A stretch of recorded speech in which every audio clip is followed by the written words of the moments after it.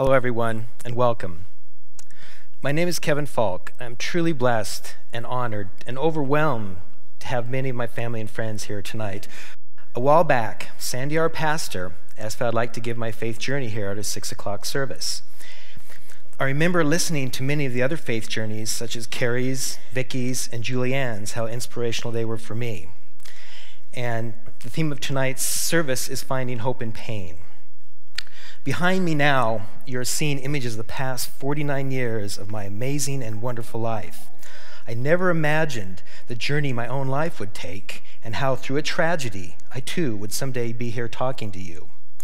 To lovingly embrace this precious short time we are given here on earth, because it can all be gone in the blink of a second.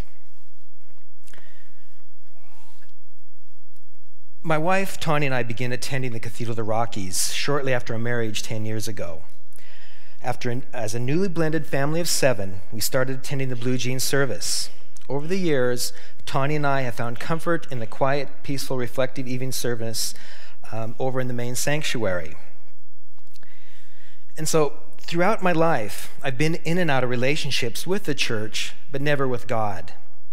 For many years during my early adulthood, I believed I could have a spiritual experience without God, without going to church. But looking back now, had I chosen a closer, more personal relationship with Him, I know that the tough times would have been much, much easier. I know and feel that God has always been systematically working behind the scenes of my life. And it's only recently that I've begun to see how the scattered coincidences that have made up my life are in no fact a coincidence at all. From the God-given talents to sketch and draw, to the design and painting of a wall mural at my high school, art and design has always been an authentic part of who I am. After high school, and a few years at BSU as an art major, I went on later to graduate with distinction from the Art Center College of Design in Pasadena, California, where many wonderful opportunities began to unfold. While working for Boeing, I had the honor to design the interior of Air Force One. This will always be a significant highlight of my life and design career. Soon after returning to Boise, I began my career with HP. Designing laser printers has given me the ability to see the world through my work, in my travels, and through my travels I have witnessed suffering and tragedy of poverty, and the many people forced to live with heartbreaking disabilities as a result of that poverty. It's hard to explain all the true wonders and blessings I've experienced throughout the past 24 years of being a designer. I could never imagine what course my life would have taken from those early beginnings while sitting in first grade as my teacher praised and acknowledged one of my very first colorings, and how that has unfolded to an extraordinary lifetime of experiences. Over the past 2 decades, I've been blessed to work with so many wonderful people, like Lee Glover, who's a former HP colleague who is here tonight recording this part of my journey, and who is producing a documentary film based on the book Zen and Art of Motorcycle Maintenance.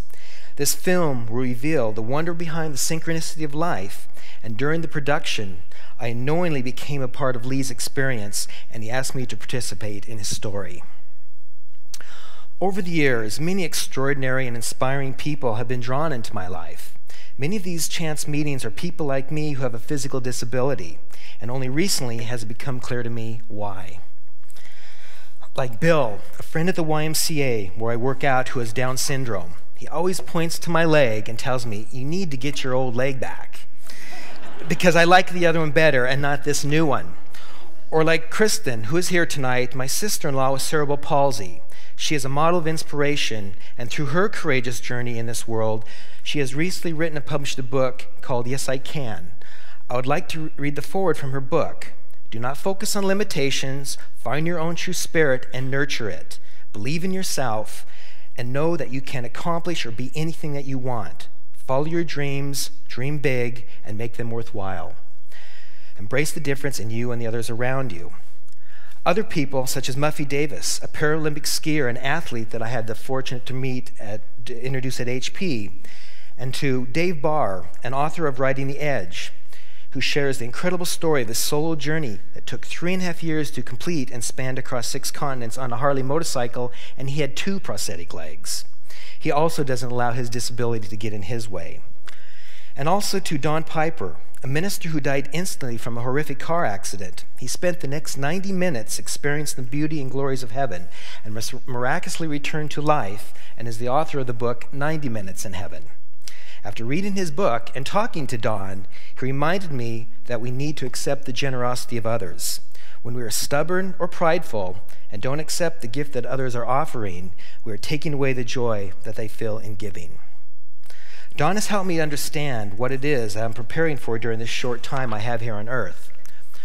I've been comforted with the knowledge of knowing where I'm going, and I have no fear of death and look forward to the day I will be greeted by those who have gone before me and have been instrumental in my faith journey. I am hopeful for the day I am made whole once and complete again, and to walk beside God in heaven.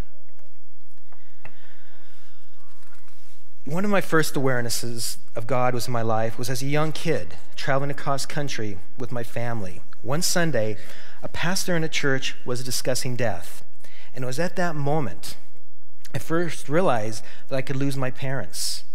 I remember for days after that, this overwhelming, scary feeling of being alone. I didn't understand at that young age how God could give us strength to deal with things such as this. Throughout my life, I've always been an emotional person. It was during high school, at a church retreat, that I was able to openly express my feelings and emotions in front of others. Being able to express my emotions has been one of the wonderful, incredible ways I feel able to feel the Spirit of God working in my life. I know that even in the struggles of our relationships, He is there. We all struggle with the pain and heartaches of relationships. If it's in a marriage relationship or relationship with God, wherever the source of pain comes from, the feeling can still be devastatingly the same. I now realize that with the faith, trust, and love of God, what once was broken can be restored and made new through forgiveness and understanding.